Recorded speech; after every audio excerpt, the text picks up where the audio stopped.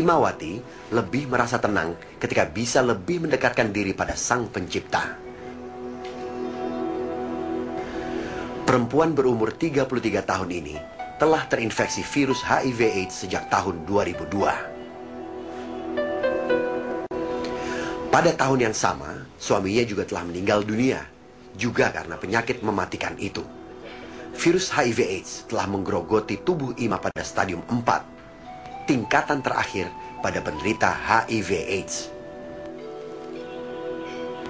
Dari 6 teman Ima yang dulu bersamaan mendapatkan pengobatan, sudah 5 orang yang meninggal dunia. Saya berharap saya itu ingin hidup lebih 1000 tahun lagi gitu. Jangan seperti mereka, karena mereka mungkin tidak menjaga kondisinya. Dia selalu melanggar aturan-aturan yang pernah dikasih tahu sama pendamping. Ini tidak boleh, ini tidak boleh.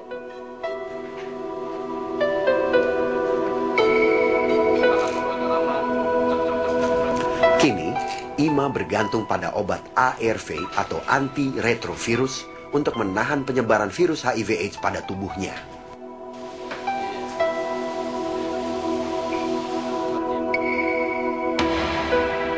Ima sadar, ARV tidak menyembuhkan, tapi hanya menahan penyebaran virus HIV pada tubuhnya. Imawati sedikit beruntung. Pemerintah daerah membantu pengobatan para penderita HIV/AIDS.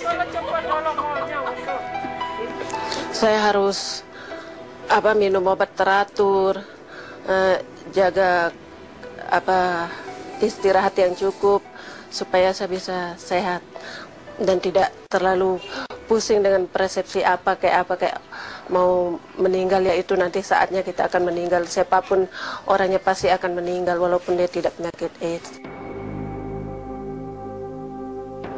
Justru bagi wanita asal Lombok yang sudah merantau ke Papua sejak 1996 ini, sikap diskriminatif dan stigma negatif dari sebagian masyarakat masih merisaukan hatinya. Namun, Ima tetap berusaha berani membuka diri. Teman-teman akan bisa mengikuti jejak saya, bisa memberikan pengertian sama masyarakat, supaya tidak takut, tidak ada diskriminasi, tidak ada stigma. Tapi kenyataannya selama ini masih ada stigma. Hal yang sama juga dilakukan oleh Leni Dogopia. Ia tidak malu mengakui dirinya terinfeksi virus HIV/AIDS. Ya, saya ingin terbuka demi teman-teman lain, supaya teman-teman Oda yang sedang sakit atau sedang sakit, mereka merasa bahwa bukan diri mereka sendiri, tapi ada banyak orang, dan mereka bisa melihat teman-teman Oda yang sudah sehat. Stigmatisasi itu harus kita geser, dan itu sebenarnya peran-peran teman-teman di LSM, peran-peran teman-teman di pemerintah itu harus dilakukan, tetapi stigma ini masih muncul. Di satu sisi juga kalau kita lihat kesiapan di kalangan medis juga terhadap pelayan orang dengan HIV itu juga sangat kurang, sehingga terjadi stigma, terjadi diskriminasi. Kalau di kalangan dokter melakukan hal yang seperti itu, persoalannya gimana lagi masyarakat umum?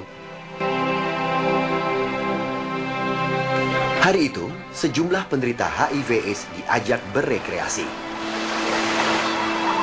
Di tempat umum seperti ini, sulit membedakan antara penderita dan bukan penderita HIV/AIDS. Acara ini bertujuan untuk menghilangkan stigma di masyarakat bahwa orang-orang yang terinfeksi HIV/AIDS bukan orang yang harus dijauhi dan ditakuti. Mereka butuh pertolongan agar memiliki semangat hidup.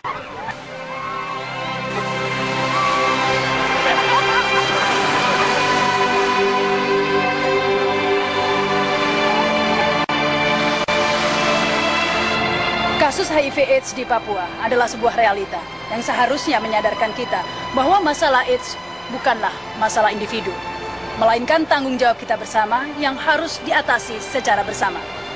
Tanpa upaya bersama yang serius, maka AIDS di Indonesia akan menjadi bom waktu yang akan menguras biaya, tenaga, dan merontokkan generasi bangsa. Saya Rahma Sarita, Tim Metro Realitas, sampai jumpa.